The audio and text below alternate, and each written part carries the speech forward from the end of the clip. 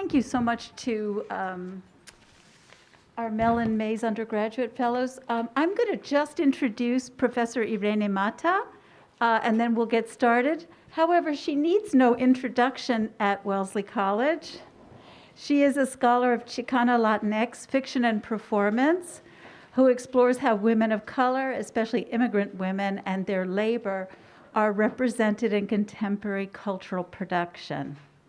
Professor Mata is the director of the Mellon Mays Undergraduate Fellows Program at Wellesley College, and the program currently resides at the Newhouse Center under her leadership, and she graciously offered to chair the student panel today. So without further ado, let me...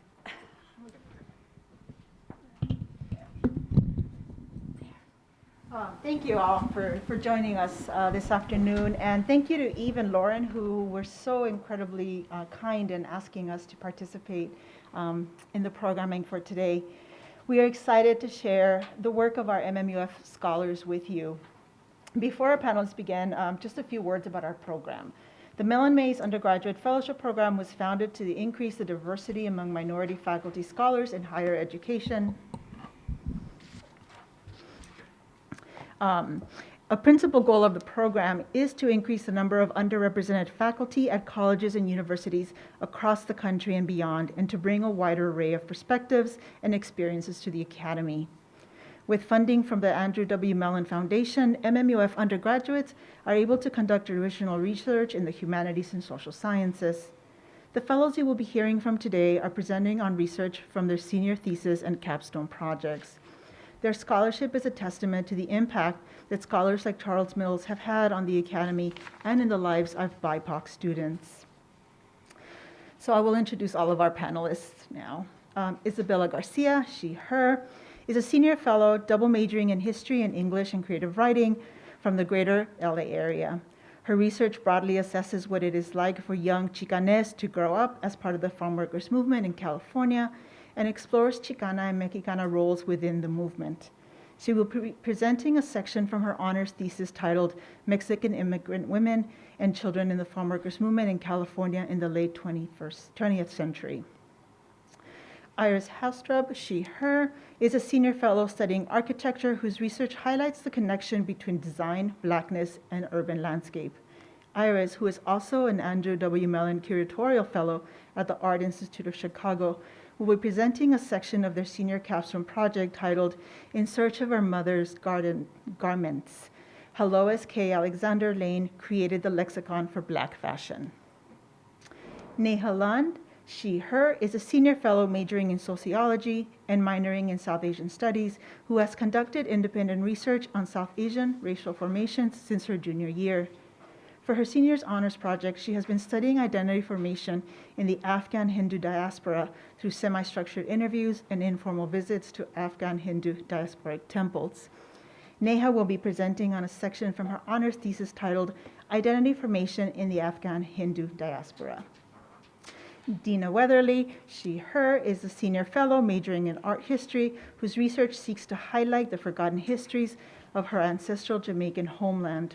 Her project focuses on the role of Black female iconography in the construction of national identity through historical and visual analysis. Deana will be presenting research from her thesis project titled Queen of the Maroons to Queen of the Dance Hall, the role of Black female iconography in Jamaica's national identity formation. Please help me welcome my fellows.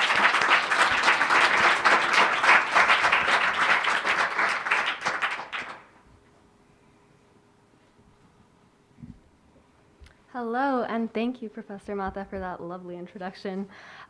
Today, I'm going to be talking about how the farm workers movement in the late 20th century was gendered, and more specifically, explore the roles that Chicanas and Mexicanas played in the movement.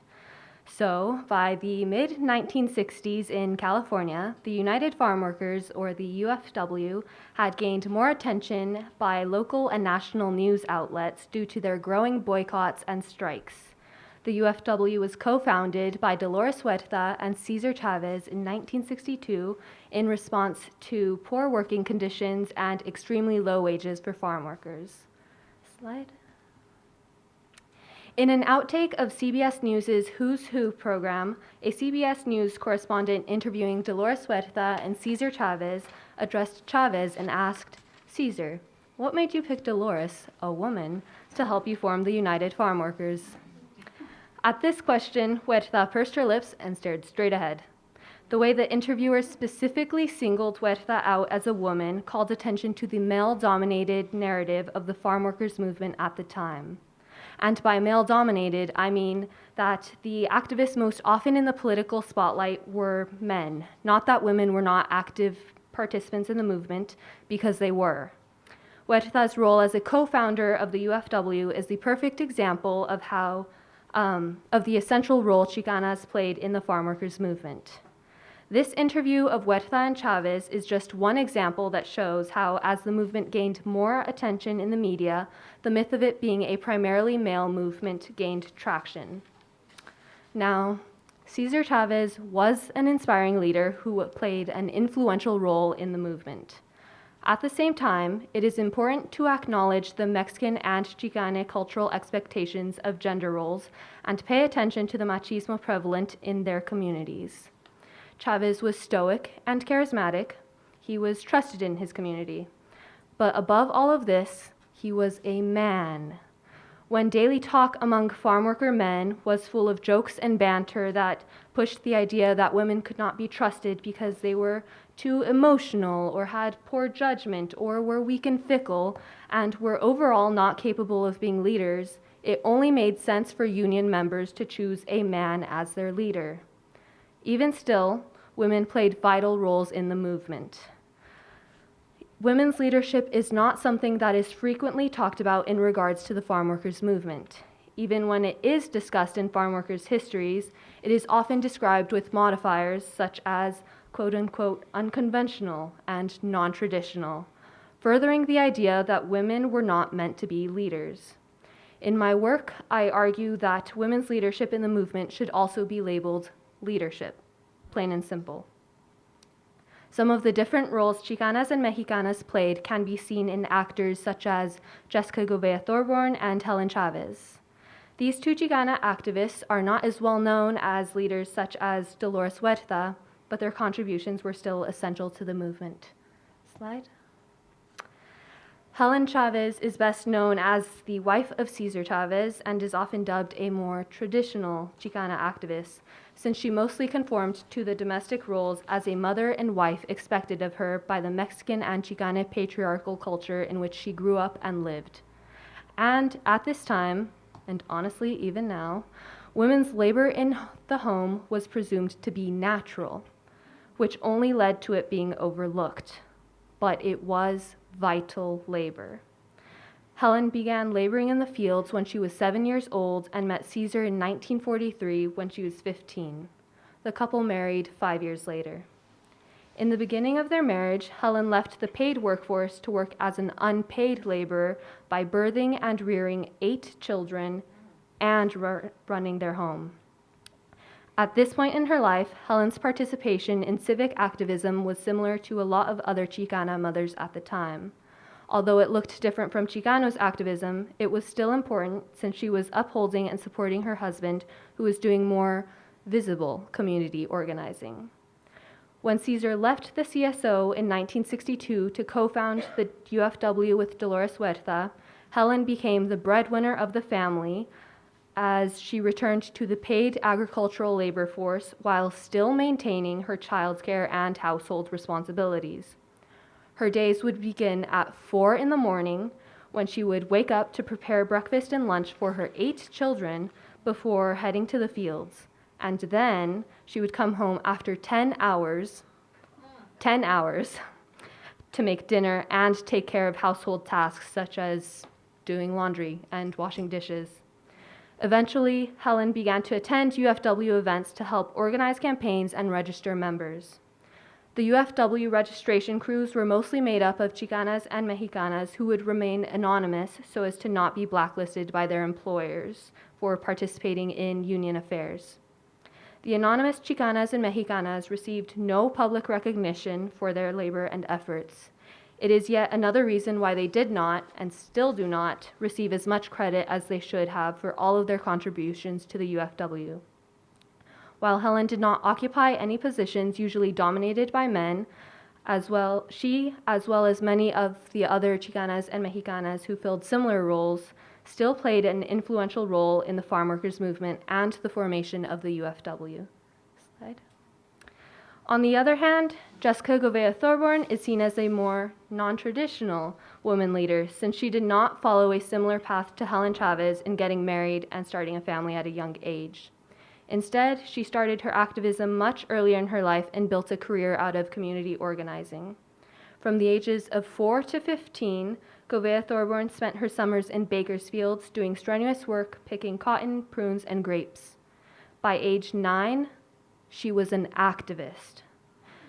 Jessica would accompany her father to CSO meetings, canvassing events, and would help him print and pass out leaflets that would encourage people in their community to register to vote, come to protests, and join the CSO, and later the UFW.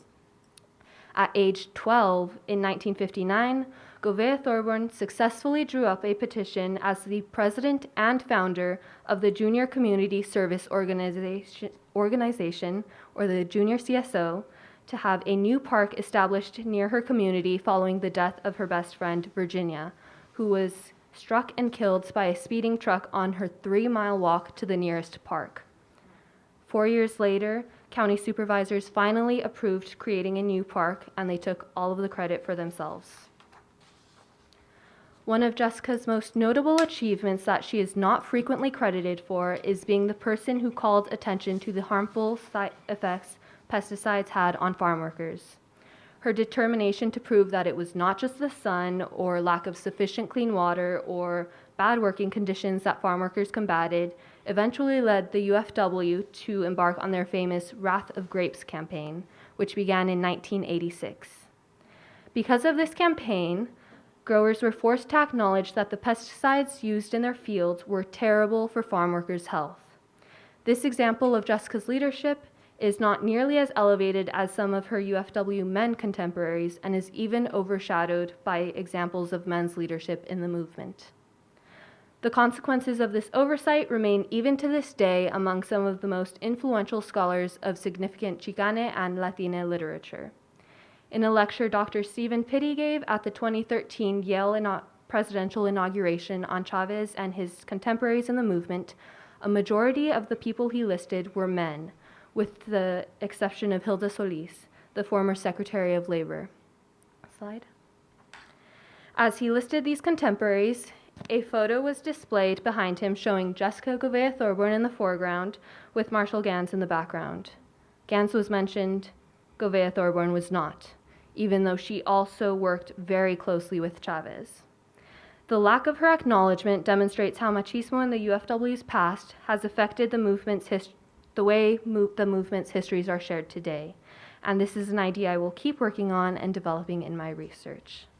Slide. But thank you all so much.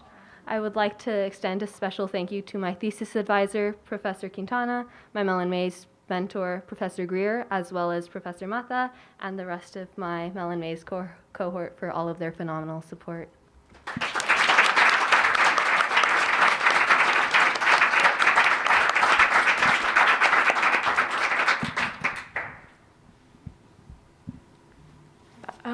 Okay, so hello everyone. My name is Iris Hastrup, and today I'll be presenting on my senior capstone project, In Search of Our Mother's Garments. This project, I researched the work on Louis K. Alexander Lane, who was the founder of the Black Fashion Museum in Harlem and the Harlem Institute of Fashion in the late 1960s. This title came from inspiration of Alice Walker, a major inspiration of me personally, in researching how the archive of Black fashion has been largely ignored by white institutions. Next slide. Louis K. Alexander Lane was born in Little Rock, Arkansas, July 11th, 1916. Clothing and textiles were a major interest of hers from a large age. She would go to clothing stores in the town of Little Rock and go to like look at the clothing since she was not allowed in the stores as a Black woman, and go back to her own home, sew the same exact clothes that she would see in stores. She graduated from Hampton University in the 1940s and came to Washington, D.C. to work in a career for the federal government. She started in the War Department and then transitioned into the Department of Housing and Urban Development. In the 1960s, she moved to New York and she enrolled to get a master's in fashion retailing at NYU. And during that time, one of her professors told her that Blacks have not made any significant contributions to the fashion world. So she dispelled that myth, and she set out to dispel the myth that Black people were newfound talent in the fashion industry. Her thesis was titled The Role of the Negro in Retail in New York City from 1862 to the present. She established 2 boutiques, one in DC and one in New York at the time. And in 1966, she created the Harlem Institute of Fashion, an educational institute that offered free courses for students in dressmaking, millinery, and tailoring. The same year, she founded the National Association for Milliners, Dressmakers, and Tailors. In 1979, she founded the Black Fashion Museum in New York, committing the rest of her life to telling the world about the significant contributions Black men and women have made to fashion and design. Next slide. For my senior thesis, I believe that the creation of the 2 institutions, the Black Fashion Museum and the Harlem Institute of Fashion, cannot be separated from the history of Harlem in this specific time, highlighting Harlem's transition from the Harlem Renaissance to being perceived as a ghetto in the public image in the late 1960s. In this, I'm specifically focusing this presentation on the 1963 Harlem race riots.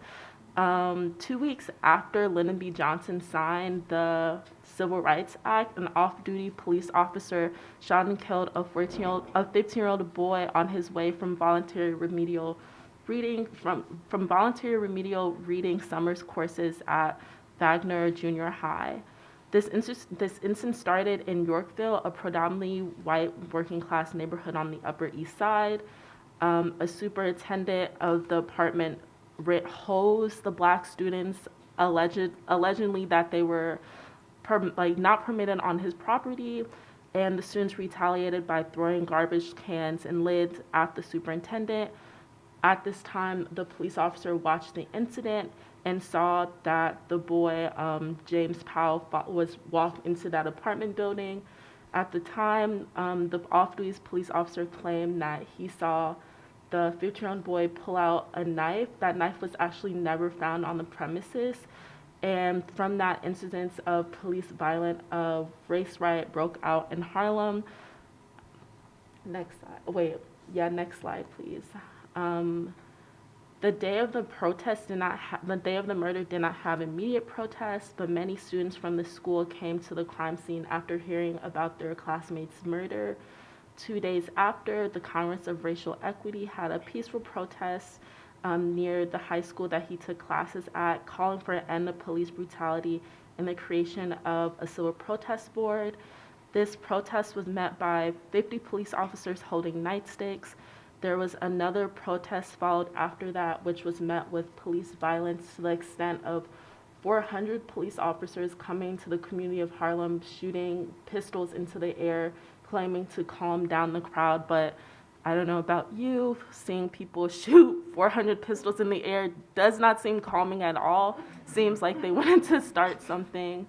And specifically in this research, I focused on Kenneth K. Clark's book, Dark Ghetto, which was seen in the previous slide, highlighting how the issues of Harlem cannot be solved by just legal acts of civil rights, but actively how the community of Harlem has actively been exploited through the government and social organizations. I want to highlight this quote because last year my Mellon Mays project was on June Jordan, and she was physically in the midst of the race riots at this time. She says, "Harlem is a life dying inside of a closet, an experience beginning where a green park ends, a self-perpetuating disintegration of walls, ceilings, doorways, lives. Redevelopment generally means the removal of slum residents while land is clear for a new building and new purposes. In fact, redevelopment is frequently a pretext for the permanent expulsion of Negro populations. I wanted to highlight this because this past semester I studied at Columbia University and I lived in Harlem. And I think that if you went to Harlem right now, you would see exactly what she says in this quote with the permanent removal of Negro populations. Next slide. So with the starting of the Harlem Institute of Fashion, she started, Alexander Lane started the project right above the boutique. She started with her three friends. She bought this apartment building for $8,000 to follow her passion. Before this time, there was no archival and educational resources for Black fashion at the time. Most Black, like the Met Costume Institute did not have any garments from Black designers at this time, and the only book written about fashion by a Black perspective was written in 1895. This historic erasure denies the influence of specifically contemporary Black people at that time, but enslaved Black people's creativities to sew clothes for their masters. I want to specifically highlight the clothing that was collected in the Black Fashion Museum also. The one on the left is a suit by the designer Willie Smith, who was arguably the first Black streetwear designer. The middle was performed by Ngozi Shang for her play for Colored Girls When Suicide is in Youth. And the last dress on the side was a dress actually sewed by, Okay, the last dress on the side was a dress sewn by Rosa Parks herself right before the Montgomery boycott. This is just a small list of all. She had 5,500 clothing in her archive. One of them, which is now lost to time, was the wedding dress of Jackie Kennedy Onassis, which was sewn by Black designer Ann Lowe. In addition, she herself created a model of Mary Todd Lincoln's wedding dress, which was sewn by an enslaved Black person. And I want to also add the note that Louis K. Alexander Lane started all these institutions in her 60s, which I think is very, for one, inspiring for me, and two, showing that this love of passion did not start when she was young and didn't end when she was old. She kept all these institutions and closed them in her 80s and supported all these institutions through her own personal retirement fund. And Louis K. Alexander Lane passed September 29, 2007 from Alzheimer's and lung cancer. Next slide. I want to highlight this. This is one of the main, I believe, exhibitions of the Black Fashion Museum. I saw this museum personally. It was at the Schoenberg in Harlem, and since I was living in Harlem, I went to see it my own self. The entire collection of the Black Fashion Museum is currently in DC in the National Museum of African American History and Culture. But regardless, this I feel like was a contextualization of her Harlem heritage and her Harlem roots, with current participants in the Harlem Institute of Fashion helping curate that exhibit. And continue. And I want to end off at this slide.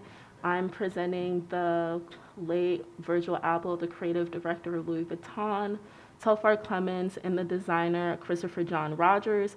I argue that none of these designers would be successful and thrive today without the work of Louis K. Alexander Lane and the foreground that she created for Black design and Black fashion archiving. As a Black person that is hopeful to work in the field of fashion, I'm forever grateful for the work of Louis K. Alexander Lane to make space for us.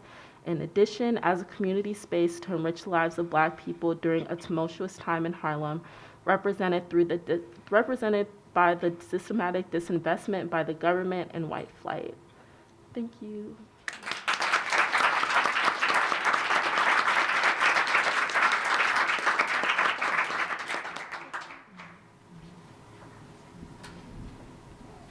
Hi, everyone. Thank you so much for coming. My name is Neha, and my presentation is titled Afghanistan is the Motherland, as part of my larger senior thesis project that Professor Mata referenced. Next slide. So many of you might be familiar with these images and may have been deeply disturbed by the news coming out of Afghanistan this past summer.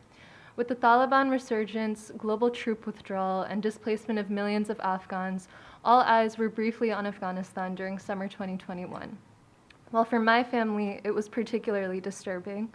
My parents, who are Hindu Afghans, had experienced such displacement from Afghanistan just a few decades ago. My senior thesis seeks to understand identity and belonging amongst members of the Afghan Hindu diaspora in the United States and Germany, adults who were born in Afghanistan but have since resettled in these nations. I argue that their experience as religious minorities in Afghanistan can be understood through what I term conditional accommodation, a status which involved both protection and exclusion, belonging and othering, and was compatible with different political regimes and structures, but which ultimately faced gradual erosion starting in the aftermath of the 1979 Soviet invasion. While my larger thesis project looks at how this identity is shaped by the Hindu temple and accommodated in the diaspora, for this presentation I'm going to focus on this concept of conditional accommodation through historical materials and the voices of a few of my interviewees. Next slide. For my thesis, I conducted 19 semi-structured interviews with adults who were born in Afghanistan, mostly who now live in the US and a few in Germany, and were born into Hindu families. Alongside my interviews, I conducted a site visit at a community temple and got to speak with more folks informally. Next slide. So how do my informants fit into this idea of an Afghan nation and make sense of their national identity? This is a really complicated question. The literature on Afghan nationalism, which is very contested, notably developed under this imperial gaze, which still continues to structure our understanding of Afghanistan to this day. While some scholars deny the existence of a strong Afghan national identity, others point to the lack of ethnic separatist movements as evidence for a strong national identity. Within this contradiction, scholars like Anderson, Chatterjee, and Kaviraj remain salient as canonical scholars of post-colonial nationalism, particularly in South Asia. But as Nivi Manchada shows us in her latest book, they also remain inadequate in this case. A key point of Anderson's famous imagined communities concept is how these communities are made real through institutions like the census. Kaviraj and Chatterjee build on this notion, pointing to enumerated communities, that is, communities that are measured and defined by one distinguishing feature, such as religion, ethnicity, or caste, to allocate representation within the state and post-colonial South Asia. Manchada reminds us that unlike India, Afghanistan was never formally colonized, and processes associated with the state were not formalized in the same way. Rather than colonization, Afghanistan developed under the colonial gaze. For example, the Afghan state has never produced a census, a central institution of colonial development in what Chatterjee terms the material domain of post-colonial South Asian nationalism, and which is also a key feature of Anderson's imagined communities concept. Next slide. So here's a quote from the first constitution of Afghanistan, which explicitly mentions the status of religious minorities in the nation. It says, "The religion of Afghanistan is a sacred religion of Islam. Followers of other religions, such as Jews and Hindus residing in Afghanistan, are entitled to the full protection of the state, provided they do not disturb the public peace." While the 1923 Constitution institutionalizes Islam as the religion of the Afghan state, it also provides theoretical protection, albeit unequal, to non-Muslim minorities. So the question becomes, how can a group both retain the state's protection, but be required to defer to a broader public peace that they presume to remain excluded from? To better understand this, I'll now turn to the voices of a few of my informants. Next slide. So first we have Chanda. Chanda is a middle-aged woman from Kabul who's living in the United States. When asked about her feelings of belonging as an Afghan, she remembered, "All the Muslim Afghans called us Lala, and that means big brother. The reason why they called us Lala was because they knew that we were the first beings on that part." So despite the lack of scholarly consensus on this history, Chanda points to Hindu indigeneity in Afghanistan retaining widespread cultural appeal. This evocation of indigeneity allows us to understand this enduring sense of belonging experienced by many of my informants, despite realities of discrimination and violence. Here, she's signaling her Afghanness through long, ambiguous histories tied to land, place, and family. The evocation of this long history points to how conditional accommodation had worked for generations. All of my informants had robust lives and ties in Afghanistan that were sustained for generations on end. Next slide. Now we have Sahil. Sahil is a middle-aged man from Kabul living in the United States. He says, "We had lots of freedom back there living in a Muslim country. We had a lot of freedom. We had full support of the government there. I mean, during the king time, they kind of had blessing from him to basically live in their own environment, practice their religious ceremonies. We had temples throughout the country." Sahil's remarks demonstrate conditional accommodation quite nicely. Not only does he call Afghanistan a Muslim country, echoing the state's own classification, but he expresses gratitude for some semblance of protection in a nation that he's intentionally excluding himself from. However, we should not take this as a sign of Sahil's unbelonging to Afghanistan. Later on in our interview, he emotionally described his relationship to national identity as a child's relationship to their mother, pointing to Afghanistan as a mother that he retains an unbreakable bond with that nobody can take away. Next slide. Finally, we have Chirag, who's also a man from Kabul living in the US. With Chirag's case, we begin to see how conditional accommodation status began to erode as conflict erupted into the everyday lives of my informants, largely in the 70s, 80s, and 90s. He says, "I could not leave the house for the last 2 or 3 months of 1989 that I was in Kabul. I never left the house because anytime I can be picked up and put on a truck to fight the front lines. So I was at home, not leaving it, just confined to the house, not leaving. So family decision that I will be leaving Afghanistan." In the imperial imagination, Afghanistan has long been a site for proxy wars. This was true in the Cold War era and is still true today.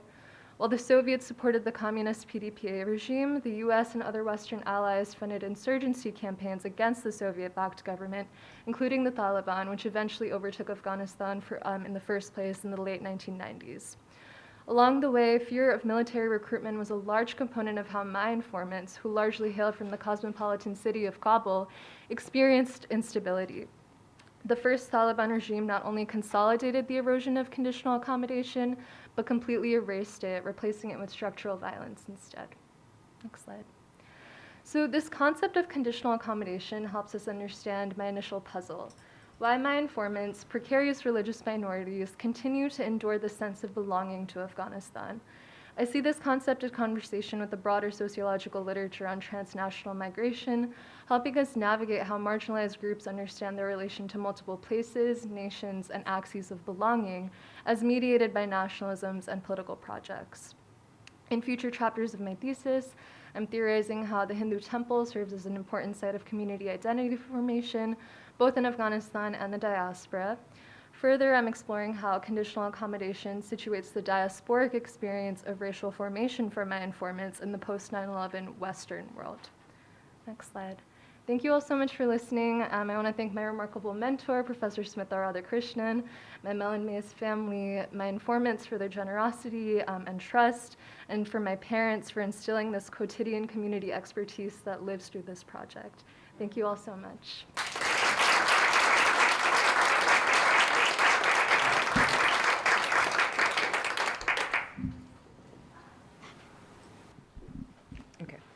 Hello, everyone, and thank you for coming to our lovely panel today.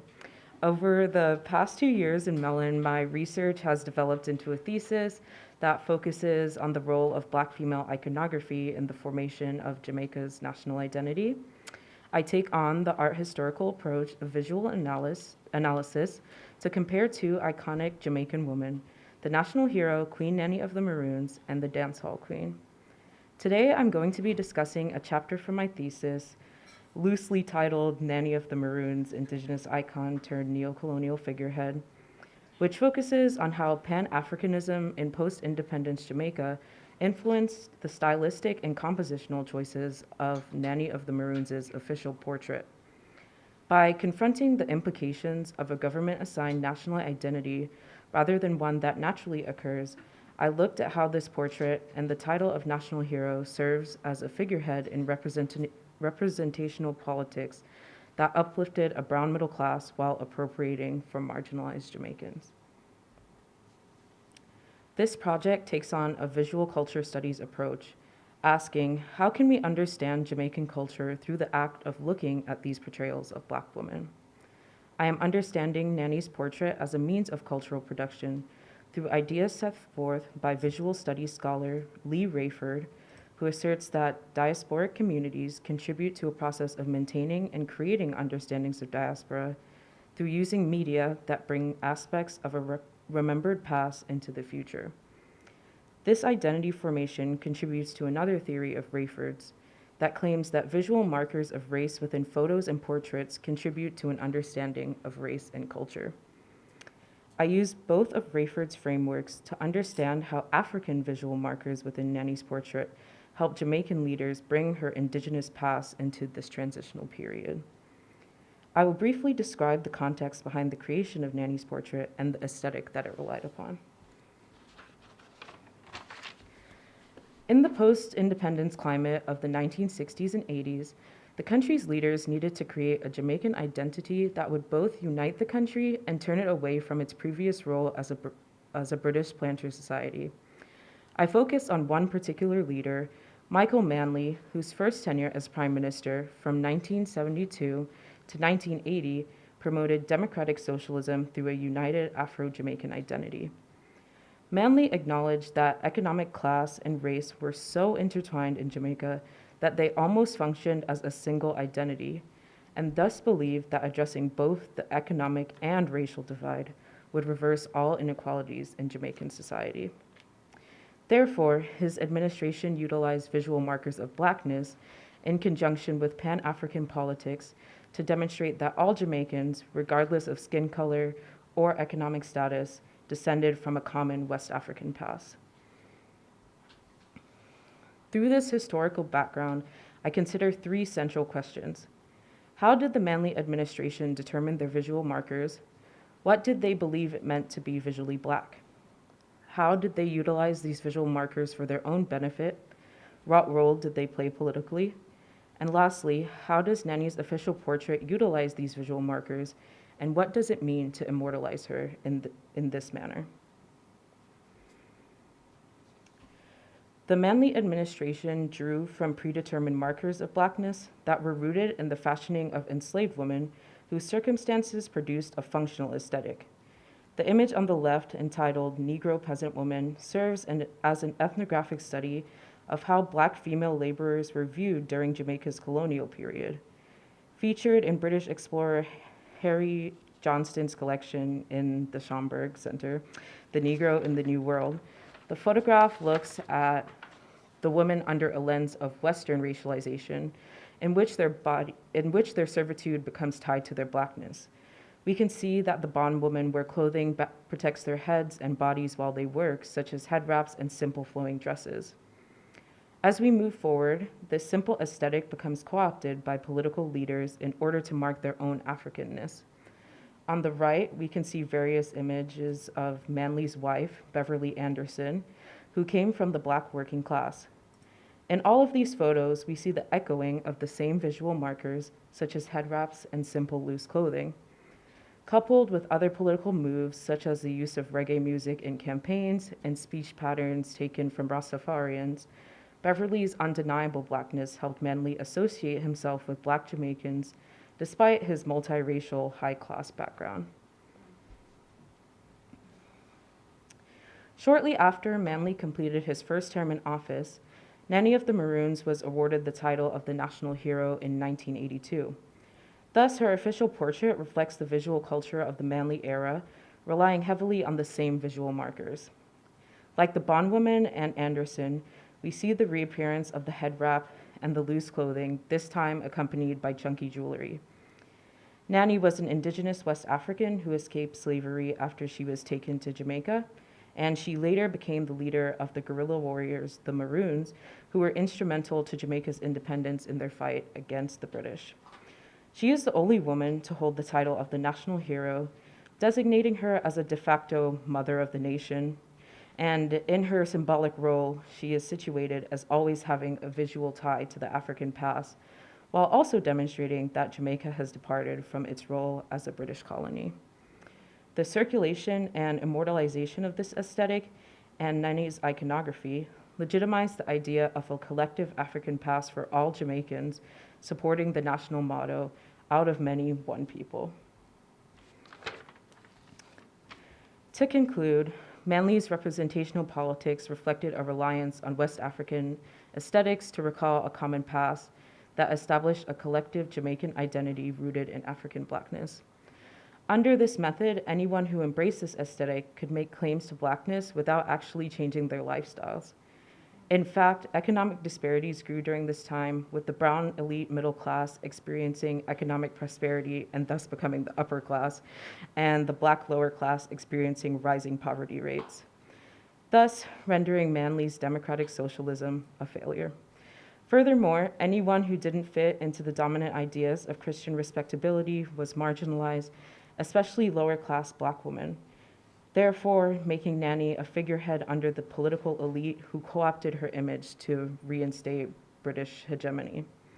And I kind of forgot to include a slide for my future intentions, but the next chapter of my thesis will consider if and how dancehall queens absorb or push back against this predetermined neocolonial identity through their own self-fashioning, and if they will better represent the ideas put forth through Nanny's image. And I would like to express a special thanks to the people who have helped me on this project. First, my Mellon Mays family and our Mellon community on campus, as well as my mentor, Professor Lizelle Fitzpatrick, and my mom for always supporting me in my personal and academic endeavors. And lastly, my thesis advisor, Professor Eliza Oliver, for all of her help and insight. Thanks everyone for listening.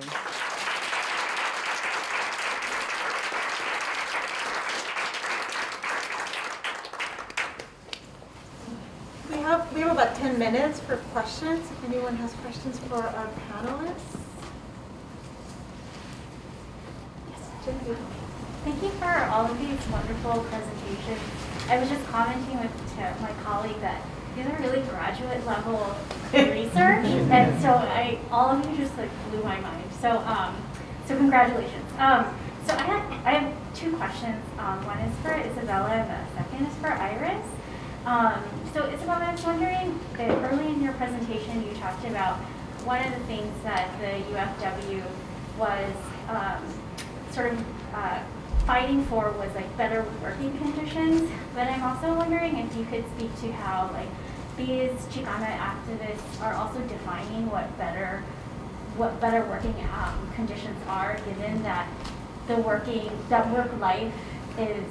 and life are sort of pushed together, you know, in terms of migrant worker life and where they live, et cetera, et cetera. So if you could just kind of tell us a little bit more about that. I'm so curious to hear how maybe these Chicana activists also kind of put that together, and then, or push for those particular things. And then my question for Iris is, you know, I was so struck by the pictures that were included, you know, in the museum, and how you narrated what pieces were included in the 5,000 pieces of fashion.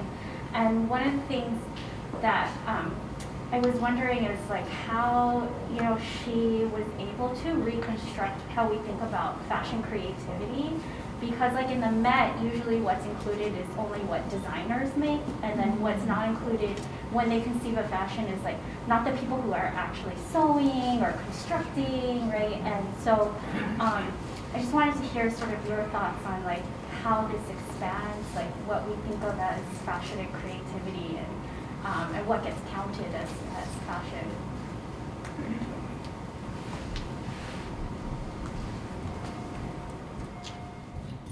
Thank you so much for your question. So to speak to how Chicana activists were able to better their own lives within their homes and like out on the fields on their different working experiences, they heavily relied on their community. So in the case of Helen Chavez, she had sisters who would also help her with childcare whenever she had to work extra hours out on the fields. And they would also come together to kind of find employers who paid better wages for women, because at the time, a lot of the work was given to bracero workers who worked for lower wages, which kind of lowered the level at which people were like able to be paid. So they kind of stuck together. I think I like to think of it kind of like the Wellesley Hive, just in kind of just like giving each other pointers like, hey, if you come over here, you'll be able to get paid better wages. And then within activism, eventually Chicanas were able to get together to provide childcare at different UFW events. That way, the Chicana mothers were able to actually attend the events in knowing that their children would be able to be like provided care and that they would be able to be in the more, they would just be able to participate in those events more because of things like that. But yeah. So I just wanted to clarify, your question was, how does this expand, like, what's counted as fashion? I feel like, number one, since Black people have been historically disbarred from the fashion industry, ideas of, like, major fashion brands as, like, archiving is something that can inherently not be the way of method in archiving Black fashion, because like there are, at least at this time, like there weren't like Gucci, Chanel's, Versace in the same like global mass way that the Met would archive. Of course, most Black people, at least I'm thinking about myself, like knew someone that would just sew to sew as necessity. Like both of my grandmothers were seamstresses, so I feel like that idea of like sewing as just a part of life versus sewing as necessarily art form, I feel like being a Black fashion designer, it was both in one, like as in adding creativity to designs, but also knowing that each one of these designs were going to be made. And I feel like also Louis K. Alexander Lane subverted ideas of like kind of high and low, that one must be like placed in one place in one time to be analyzed as a context, rather than separating ideas of, let's say, Anne Lowe, who was a high-end fashion designer that only designed for the highest of white societies like the Kennedys, etc., and then having something like Willie Smith, or like she had costumes from Diane Carroll on the show Julia, like many, like so, or like the original Wiz, she had the costumes of the original Wiz archived in her archive. So just showing the wide display of what Black fashion can and can't look like, but also showing the present and past, as in like enslaved Black people cannot be discounted as well. First, I just want to say all of these papers were fantastic, like just so good. Really proud. I can't wait to see your work in graduate school and beyond. I just have a quick question and comment for Iris. I just want to say I love the title of your paper, "In Search of Our Mother's Garments." Like I just thought that was, it's so poetic and it's so beautiful, and it just makes me think about how we think of our ancestors and the way they dress themselves, and also how they dress others as well. I think it's just great. And then is it Deana or Deana? I wanted to say, and I don't know if you'll know that answer to this question, so you could totally say I don't know. But I know that in thinking about Queen Nanny as like as this national hero of Jamaica, I believe it's in like the 1970s where you start to get like Miss Jamaica pageants. And the early Miss Jamaicas were white, which I was like, what? But like, I think it's astounding to me to think of like how Manly is creating this national image, and yet you get this pageant culture that has like a blonde-haired, blue-eyed Miss Jamaica. Like, how do you, representing Jamaica, how do you reconcile that push to have Nanny as this iconic Black woman image alongside pageant culture and Miss Jamaica as this blonde woman? And also later Miss Jamaica becomes like an Asian woman. It's not until years into the pageant that Miss Jamaica is actually a Black woman. Thanks for your questions and comments. I don't have a full answer, but I do have a partial answer. So I did a little bit of research on like the national identity that was curated prior to independence, but then I decided I didn't really, okay, this is like straightforward, but I didn't really care what British people thought about Jamaica. So I was like, whatever. But I did discover that during the 1920s and 30s, there were beauty pageants already existing then. And there was an article talking about the 10 types of Jamaican girl, and they held a singular beauty pageant, but there were different categories.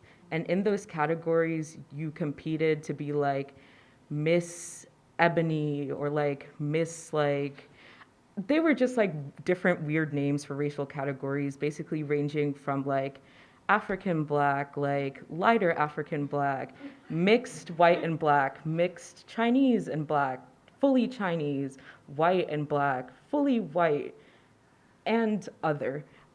So I guess that the identity that they're trying to push forward doesn't necessarily ignore that pageant culture, but it seeks to consolidate it into a singular past that says that regardless of these different ethnicities that or races that these women may have, they all go back to the 10 types of one Jamaican woman, and that one Jamaican woman that they go back to is Nanny. And they go back to her because her past is in Africa. So regardless of where you come from in the future, we all come from that singular past.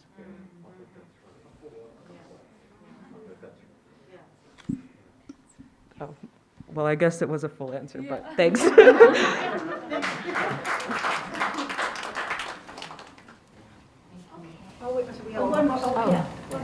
Thank you so much, everyone. This is just really wonderful panel, and I can't believe you are undergrads. I don't know what I was doing when I was in undergrad. But I had a question for you, Iris, if I'm pronouncing your name correctly. Well, maybe just thinking about I think maybe it came out specifically when you mentioned Virgil Abloh, and just thinking about how, there was a particular outcry, like both Virgil Abloh in relation to Andre Leon Talley and a particular kind of vector position that Black people have within fashion and particular kinds of imaginaries. And there's a really great piece by a South African philosopher called Deana Weatherly, and it's called Invention as Ideological Reproduction, but particularly around, and you can relate it even to Kanye West, but a particular kind of mode of being within fashion. And there's a really great piece by Hilton Alice as well on Andre Leon Talley. But particularly, I think Virgil in particular kind of speaks to a kind of desire towards whiteness, but whiteness with Black, and the idea that all Black everything, but it always Black as a particular kind of marker of consumption, readily consumable for a white world, right? And part of the aesthetics are part of that, and just part of it is, the Hilton Alice piece is called The Only One, right? Speaking of Andre Leon Talley, and you find that similar to with Virgil is this idea of being the only one, and that's part of what you're selling as being the only one, and of course bringing all the Black models. But part of what makes them fashionable is that they stick out, right? That is part of the fact that we know that they're out of place, but that is also part of what is being consumed with that. So just thinking through sort of what happens when Black fashion is aspiring towards a mainstreamness and the kinds of anti-Black imaginaries, and particularly masculinist anti-Black imaginaries, because we also know their Vic's relationship to Black women as well, how that kind of figures within that. I'm so happy you asked that question, because I talk about that all the time with my friends, and then they're like, oh, stop talking. But I'm like, no, I need to talk about this. But yeah, everything you said, Virgil, I included him. I'm personally not a fan of Virgil for those same exact reasons that you said. And Andre Leon Talley is very much like, I respect my elders, but also criticize them at the same times, in which that if you ever, I don't know, like he has his own documentary and books, and where he talks about people, he was called like Queen Kong in the fashion industry, and how he was constantly disrespected. But yet, for me, it's always contentious, because it's like, well, like you never brought up people behind you as well, or to create an own type of Black community. It's like, how much can you critique when you also revel in like the white gaze at the same time, in which this idea of like tokenism, it's like you embrace being the token, which I think, especially going back to Virgil, he had his traveling exhibit. First, it was at the MCA. I'm from Chicago, and like Virgil's from Chicagoland area, so I saw the exhibit, and seeing that in the way that he would, what you said, like Black masculine identity specifically tied to hip hop, like having major photos of like Chief Keef and other Black rappers, like aesthetically driving. Like I know there's been studies that have been discussed about how Black boys fit better in like predominantly white context than Black women, and I saw that specifically in that exhibit, in where the Black masculinity had the cachet of being cool without like, and we see it in multiple industries like sports, etc., where Black men have this like coolness, but then also like Black women, it's like, oh, that same type of coolness is seen as ghetto or like othered, violence, loud, insert any other like descriptive word. But I do think that needs to be pushed back on. That's why I included the other designers, Telfar Clemens, who I think kind of juxtaposes that, in which he never, even though now he is very much embraced by the fashion industry, he works, like, everyone thinks like, oh, Telfar came out of nowhere. No, like, Telfar had his brand for 10 years before this mainstream recognition. Also never submitted his designs for mainstream fashion awards. Like, he never wanted to play the game, so therefore why even submit yourself into the game of receiving money from the CFDA/Vogue Fashion Fund or anything like that. So I think there's different ways. I do think that there is like the Virgil path / Andre Leon Talley path of striving for white to achieve in this white world without being around any Black people, even like intimately, like friends. And then there's also the path of like, as we see, like, I don't think Louis K. Alexander Lane ever strived to be a part of the fashion industry in the same way they did. Like, I don't think that was ever her goal. I think she wanted to show the wide breadth in a way. Also, she was 60, so I know she was not trying to do any of that. So I know she was like, no, I'm too old for this. But I think that her and Telfar go a different route in saying, like, this fashion is for us, by us, and we can create an ecosystem amongst ourselves to appreciate and like praise one another for fashion excellence. Thank you. Before we go, as we finish up, if you could just tell us what your post-Wellesley plans are. Oh, Do a little bragging. Come on, Iris, tell us. All of you. I can start. So I won't say where because I haven't made a decision, but I am going to grad school in the fall, pursuing research on Jamaican sonic and visual culture rather than art history, and like still focusing on my own homeland, but thinking about it from a different diasporic point of view, where we're considering how like sound system culture is like connecting Jamaican communities on the island and Jamaican communities abroad to each other. Similar to Deana, I haven't decided where, but I will be attending grad school in the fall for my PhD in sociology. I hope to build upon my research and expand to kind of grappling with this question of what does it mean to be Afghan, what does it mean to be Afghan American, be from a place where war was waged for countless decades, resettle here, and just what do we even make of that? So, sorry. I will not be going to grad school, but I am a Soriano Fellow, which is a fellowship at the Louvre. So I'll be going to Paris in April.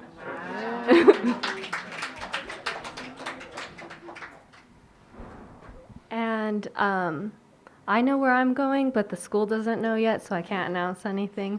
But I will be pursuing a PhD in ethnic studies in the fall, and I'm very excited about that.